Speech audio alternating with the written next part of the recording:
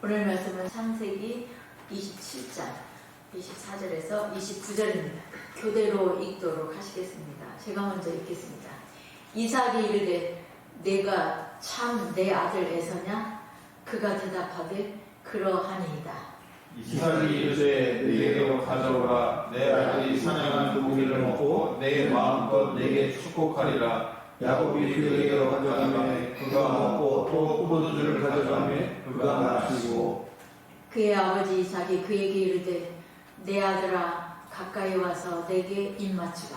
그가 가까이 가서 그에게 입맞추니 아버지가 그의 향수를 맡고 그에게 축복하여 이르되 내 아들의 향수는 여호와께서 볶으신 밭의 향수시로다. 하나님은 하늘의 이슬과 땅의 기름짐이며 풍성한 곡식과 포도주를 내게 주시기를 원하노라. 만민이 너를 섬기고 열국이 내게 굴복하리니 내가 형제들을 주가지고 내 어머니의 아들들이 내게 굴복하며 너를 저주하는 자는 저주를 받고 너를 축복하는 자는 복을 받기를 원하노라. 아멘. 토요일 저녁이면 TV에서 단짝이라는 프로그램을 방영하는 곳이 있습니다. 근데 그 단짝이 사람이 아니고 개예요. 아니면 고양이거나 주로 개가 등장합니다. 단짝이라는 말은 친밀함을 표현하죠. 사람이 개하고 얼마나 친밀해질 수 있는가를 보여줍니다. 사람하고 개가 감정이 통하는 것처럼 느껴져요. 그런데 마음과 마음을 통할 수 있는 사람이 사람과 관계를 맺는 데는 그 친밀한 관계를 맺기가 쉬울까요? 아닙니다. 쉽지 않고 친밀한 관계가 되어 있어도 오래 지속하기가 쉽지 않습니다. 인간과의 관계가 그렇게 쉽지가 않아요. 존 오트버그 목사님이 쓰신 책 관계 훈련에 이런 내용이 들어있습니다. 캘리포니아주로 이사하고 얼마 안 된 한 친구를 따라 어느 영화 시상식장 밖에서 할리우드 스타들의 사인을 받으러 간 적이 있다. 그런데 가만히 보니 각 순서가 시작된 뒤 15분쯤이면 보안이 느슨해졌다. 그래서 나는 패서디나의 한 중고 상점에서 $10짜리 턱시도를 사서 걸쳐 입고 행사장으로 잠입했다. 거기서 나는 짐 스튜어트와 사진을 찍고 캐리 그랜트와 담소를 나누었다. 그날 연설을 한 엘리자베스 테일러에게 연단으로 올라가는 계단을 알려주기도 했다. 나는 그 모임에 꼈다. 하지만 거기에 소속되지는 않았다.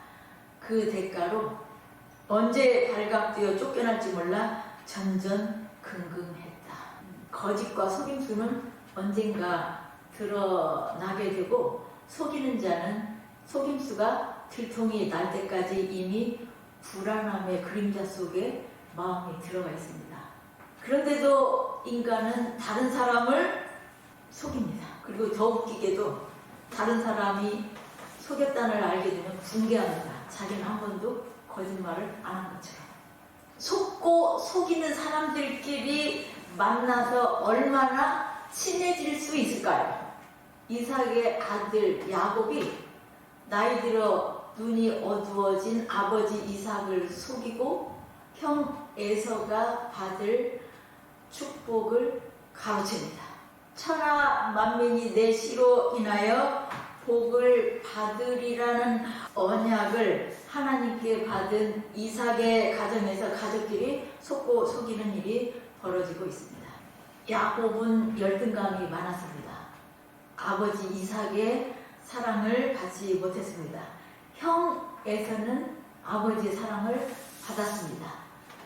에서가 사냥해온 것으로 음식을 만들어서 드리면 흐뭇해하고 에서에게서 나는 냄새를 좋아하고 사랑스러운 눈빛을 보내는 아버지를 보면서 야곱은 형 에서를 부러워했습니다. 또 야곱은 장자가 되지 못했습니다. 어머니의 태에서부터 싸웠지만 에서가 먼저 나왔습니다. 장자로 태어난 에서는 장자의 명분을 그렇게 중요하게 생각하지 않는데 야곱은 에서의 장자의 명분을 무척 부러워했습니다. 그런 야곱을 어머니 리브가가 사랑했습니다. 리브가는 야곱에게 에서를 사칭해서 아버지의 축복을 빼앗을 계략을 일러줍니다. 야곱은 그러다가 아버지에게 걸리면 복은 고사하고 저주를 받을 거라고 했습니다. 아버지를 속이고 축복을 받는 것은 나쁜 것이라는 것을 알고 뒤인 일을 걱정한 거죠. 그런데 어머니 리브가의 확고한 의지로 야곱은 에서로 가장하고 아버지 앞에 왔습니다. 야곱이 내 아버지여 라고 부르니까 이삭이 내가 여기 있노라 내 아들아 네가 누구냐 라고 이삭이 물었습니다. 아들이 둘이니까 내 아들아 네가 누구냐. 18절에 야곱이 뭐라고 대답해요? 나는 아버지의 맏아들 에서로소이다. 야곱이 음식으로라도 사고 싶었던 장자 그 맏아들 에서라고 대답합니다. 이삭이 야곱을 가까이 오게 하고 만지면서 말합니다. 음성은 야곱의 음성이나 손은 에서의 손이로다. 야곱이 음성은 에서의 흉내를 내지 못한 것 같습니다. 24절에서 이삭이 다시 묻습니다. 네가 참 내 아들 에서냐? 그러합니다. 야곱은 가질 수 없는 것을 거짓으로라도 속여서 손에 넣는 법을 배웁니다. 발각되었을 때 후폭풍을 생각을 못했을까요? 아버지 이삭은 야곱을 만져보고 냄새를 맡아보고 음성을 듣고 축복을 했습니다. 속았던 아버지와 자신의 몫을 빼앗긴 형 에서부터 당할 일은 모르겠고 야곱은 어머니의 말을 듣고 자신이 원하던 장자의 축복을 받았습니다. 이것이 우리의 모습입니다. 교회 다니며 믿음이 좋은 척, 착한 척, 성숙한 척, 깨끗한 척 하고 다니는 거죠. 그렇게 척하고 진짜 하나님께서 자녀에게 주시는 복을 어떻게 되었든지 받으려고 합니다. 하나님께서 자녀들에게 주실 복은 그 가장하는 것, 거짓, 척하는 것을 벗기는 겁니다. 그게 하나님께서 자녀들에게 주시는 복입니다. 그런데 맏아들 에서가 돌아와서 상황을 알고 통곡을 해도 아버지 이삭은 축복한 것을 뒤집지 않습니다. 에서가 아닌데 속아서 에서를 알고 축복했다는 것을 알았지만 뒤집지 않아요. 저주하지도 않습니다. 오히려 반드시 그가 복을 받을 것을 확언합니다. 그래서 야곱은 이제부터 하늘의 이슬과 땅의 기름진 복을 받습니까? 그 반대입니다. 형 에서가 자신을 죽이려고 합니다. 형제 사이는 원수로 바뀌었습니다. 두 형제는 쌍둥이 형제입니다. 쌍둥이들은 싸우기도 잘하지만 얼마나 친밀한지 모릅니다. 친구며 형제며 너무나 가까이 지내고 자랍니다. 그런데 야곱과 에서는 적이 되었습니다. 쌍둥이 두 형제의 마음은 다시 우애할 수 없을 만큼 멀어집니다. 마음의 거리가 얼만큼 멀어지는지 상대방을 죽여야지만 해결이 날 것 같은 거예요. 이 멀어진 마음을 하나님께서 하시는 역할은 회복시키시는 겁니다. 우리의 탐욕으로 깨어진 관계, 친밀감이 없어져 버리고 한없이 멀어진 마음을 다시 회복시키시는 일을 하나님께서 하십니다. 저주는 나한테 돌리라고 큰소리치던 어머니 리브가가 야곱에게 형의 분노가 풀릴 때까지 형을 피해서 외삼촌 집으로 도망가 있으라고 합니다. 야곱은 부모를 떠나게 됩니다. 도망가던 길 베델에서 노숙을 하는데 하나님께서 야곱을 찾아오시고 땅을 주시겠다는 말씀과 함께 땅의 모든 민족이 너와 내 자손으로 말미암아 복을 받으리라고 약속해 주십니다. 야곱의 하는 짓이 이런 축복의 말씀을 받을 만합니까? 지금 사기치고 도망가는 중입니다.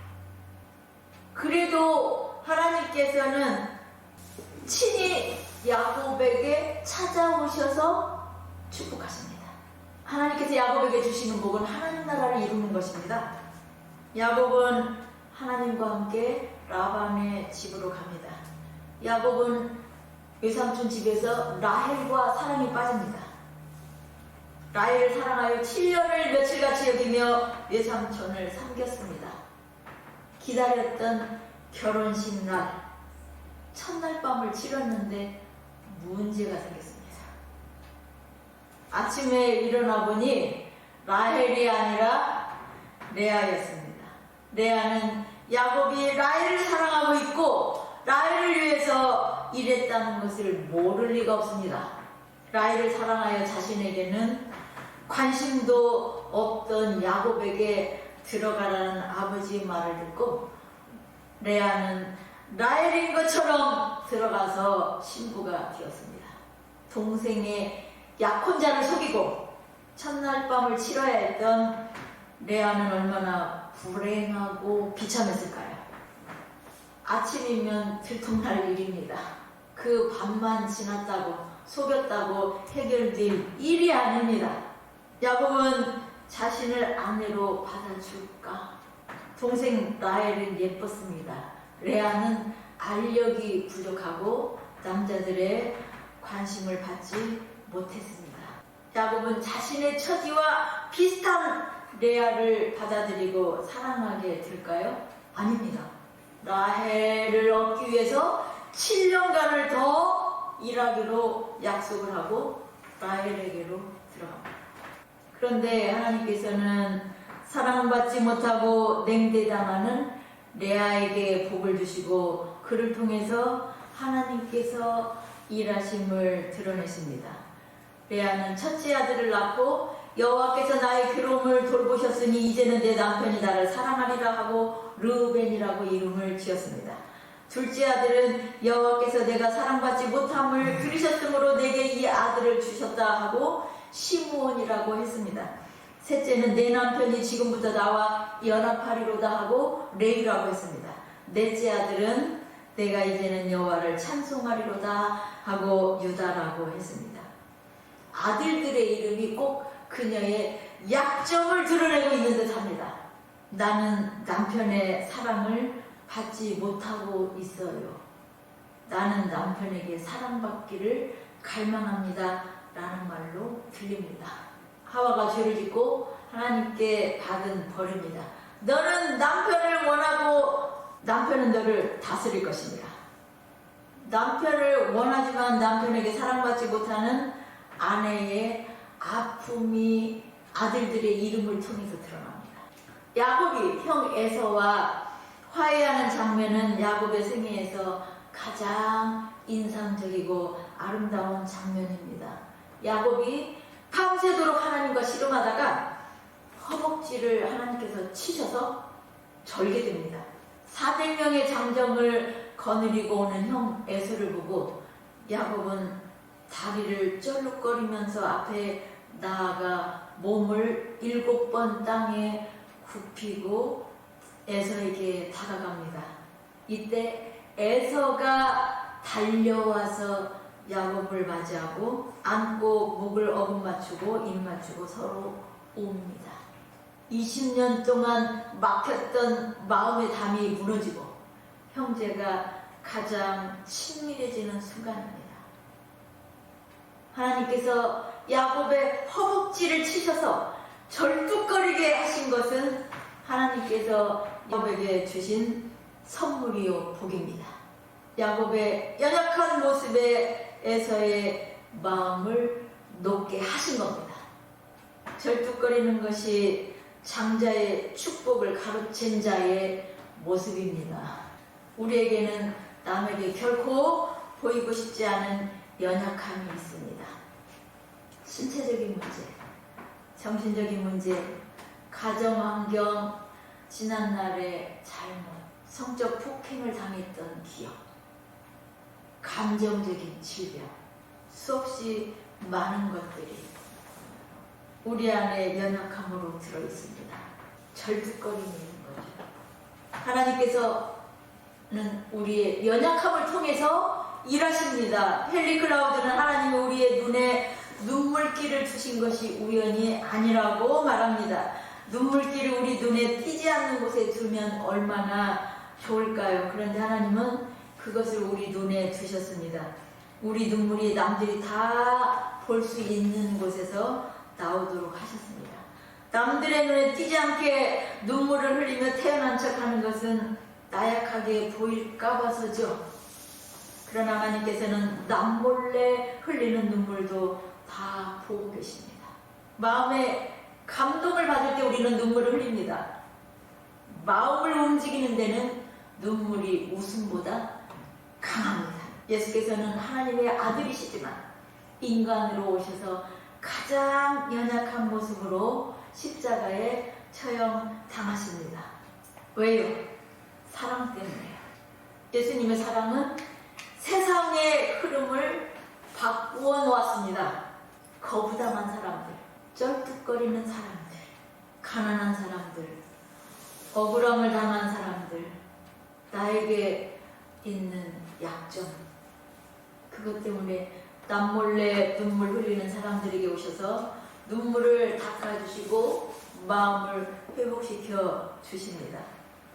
주님은 지극히 작은 자를 자신과 동일하게 생각하시고 말씀하십니다.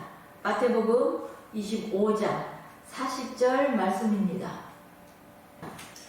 함께 읽으시겠습니다. 시작. 임금이 대답하여 이르되 내가 진실로 너희에게 이르노니 너희가 여기 내 형제 중에 지극히 작은 자 하나에게 한 것이 곧 내게 한 것이니라 하시고, 내 형제 중에 지극히 작은 자에게 한 것이 곧 나에게 한 것이다. 예수님께서 십자가의 죽으심은 우리에게 친밀한 사랑을 느끼게 하고 아픈 마음을 회복시킵니다. 내가 얼마나 연약하고 작은 자인지 우리의 모습 때문에 실망하고 낙심하고 외로워할 때 예수님의 사랑은 더욱 위대하게 보입니다. 사랑할 만한 가치가 있는 사람이면 모르겠는데 예수님은 어떻게 나를 위하여 죽으실 수 있는지 놀랍습니다.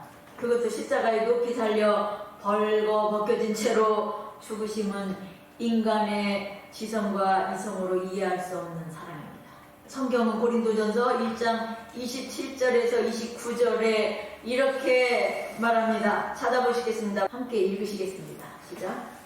그러나 하나님께서 세상에 미련한 것들을 택하사 지혜 있는 자들을 부끄럽게 하려 하시고 세상에 약한 것들을 택하사 강한 것들을 부끄럽게 하려 하시며 하나님께서 세상에 천한 것들과 멸시받는 것들과 없는 것들을 택하사 있는 것들을 폐하려 하시나니 이는 아무 육체도 하나님 앞에서 자랑하지 못하게 하려 하십니다.